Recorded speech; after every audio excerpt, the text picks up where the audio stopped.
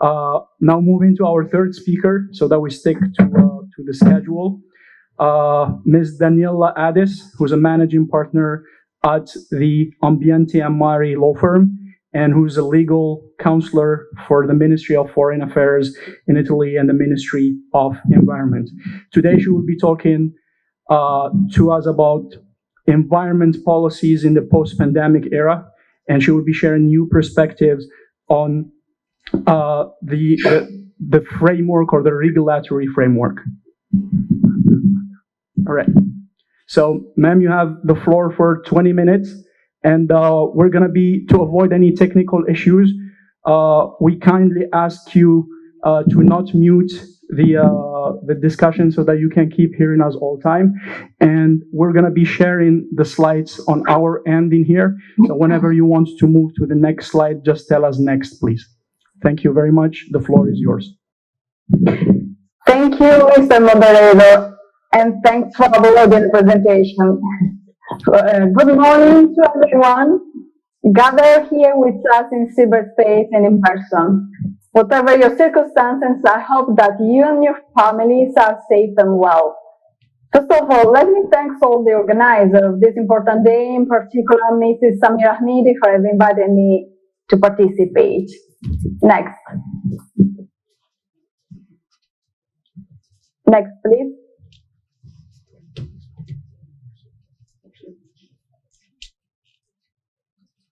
Yes, what about the environment in the world that comes after in the post-pandemic era? What are the prospects in the current regulatory framework? That is indeed a provocative question, for we see ahead to routes diverging. Which one will the world take? The first is the route back to where we were before this coronavirus pandemic began, back onto the grey road that promised endless growth, but relied on profligate burning of fossil fuel, involved incredible levels of plastic pollution, excessive destruction of nature, and was on a linear path of extraction, manufacture, and disposal that was bringing planetary boundaries clearly into view. Next, please.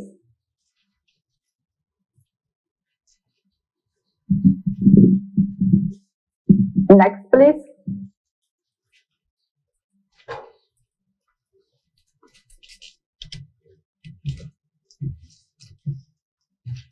The next slide, please. 2020-2021 were deeply marked by the COVID-19 pandemic and ongoing global epidemic of the new coronavirus disease. Pandemic that has changed our approach to family as well as social and working life. In this year and a half, we have learned closely how the world we live in is now global and closely interconnected. How poor or insufficient care for the environment, health, and turn against all humanity. And perhaps this of the coronavirus is just a first warning. Next, please. Next. Warning that is also coming from the related loss of biodiversity, climate change, extinction of species, pollution, and the overall degradation of ecosystems, which have also a profound global impact on the enjoyment of human rights and require the widest possible international cooperation in order to prevent or remedy this adverse effect. Unprecedented biodiversity loss, pollution, climate change, and the rise of zoonotic disease have showcased the symbiotic relationship between humans and nature. The human right to a safe, clean, healthy, and sustainable environment, as well as other human rights, can only be realized where biodiversity thrives and ecosystems are healthy. Next, please. Environment is strictly related to human health and human rights as a cycle based on a fragile equilibrium. The protection of the environment and the protection of human rights, including the right to health, are strictly interconnected. One cannot be achieved without the other. nor the expense of the other. Life and well-being on our planet are contingent on our collective capacity to guarantee both human rights and a healthy environment to future generations. A human rights-based approach using human rights laws and mechanisms in the context of environment impacts offer an innovative and evolving tool for environmental protection. Next, please.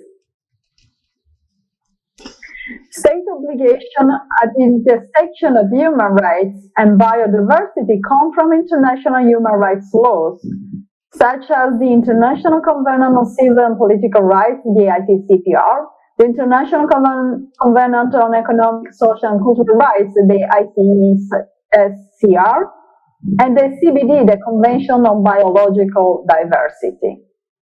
According to these commitments and the responsibilities they encompass to prevent the negative impacts on human rights, states should address biodiversity and habitat loss and species extinction, such as stopping deforestation, protecting and conserving land and oceans, moving to sustainable patterns of production and consumption, combating climate change and pollution, preventing the introduction of invasive alien species, and protecting land and coastal zone tenure and resource use of indigenous people as well as local communities.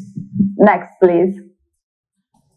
In this context, relevance is given in ensuring and facilitate mindful and informed public participation, providing public information about environmental issues in an accessible language and format.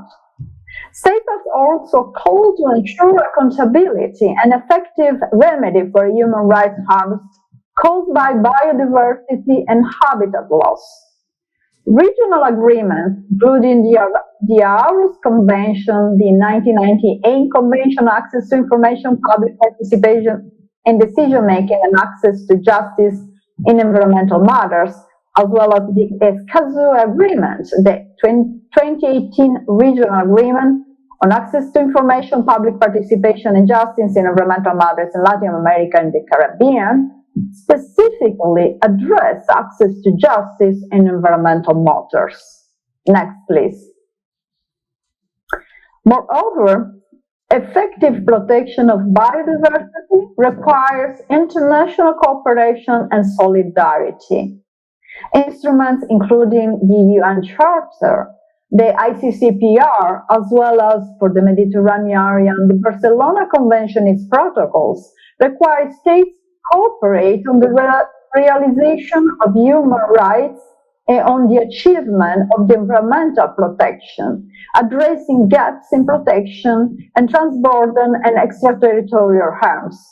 In addition, the ability of developing countries to implement biodiversity commitments depends on sharing of resources and technology transfers from developed countries.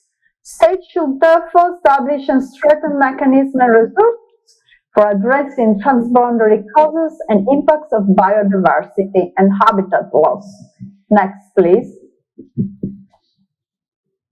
Finally, other three important points to which states and the international community are called to guarantee are an effective mobilization of adequate resources to prevent human rights harms caused by biodiversity loss, the right for everybody to enjoy the benefits of science and its applications, as the CBD expressly recognizes, supporting the transfer of methods and technology for an effective international response to biodiversity loss, and the right of all people to education with respect for nature and its core, and to the information necessary to protect it.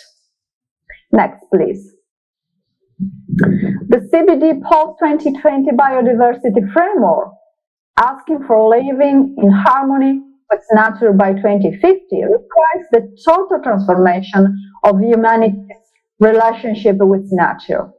The diverse values of nature and the relationship between biological and human, cultural, and linguistic diversity must be better understood and duly reflected in policy. Next, please. I'd therefore like to recall with you Gregory Battson's thesis, declaring that the increase of population spurs technological progress and creates that anxiety which sets us against our environment as an enemy. Technology both facilitates increase of population and reinforces our arrogance or hubris vis-à-vis the natural environment. Currently, the only possible access for a reversal of the process seems to lie in traditional attitudes towards the environment. Further, the technical and technological progress cannot be avoided, but it can perhaps be steered in the appropriate directions. Next, please. The ideas that dominate our civilization today date back in their most violent form to the Industrial Revolution. They can be summarized as follows. We against the environment. We against other human beings. It is the individual or the single company or the single nation that counts. We can have unilateral control over the environment, and we must strive to achieve it. We live within a frontier that spans indefinitely. Economic determinism is obvious and sensible. Techniques and new technology will allow us to implement it. These ideas have simply proved false in light of the great but ultimately destructive achievements of our technique and technology over the past 200 years. Likewise, they turn out to be false in the light of modern ecological history. We humans who prevail against the environment in which we live destroy ourselves. Different attitudes and premises, other systems of human values, have governed the relations between the human being and his environment or his neighbor in other civilizations and in other times. In other words, our is not the only way to be human. It is conceivable that we can change it. Next, please. This shift in our thinking has already begun among scientists, philosophers, perhaps jurists, and among young people. The changes will continue as inevitable as technological progress. To make this transition possible, these changes of thinking must concern our government, our economic and legal structure, our educational programs, our military attitudes, since the old premises are deeply rooted in all these aspects of our society. Next, please. The European Union and its member states, following the effects of the pandemic, are also investing in a green, digital, and resilient Europe, with the adoption of further investment programs on research, on innovation and external actions, in order to support programs key to future crises.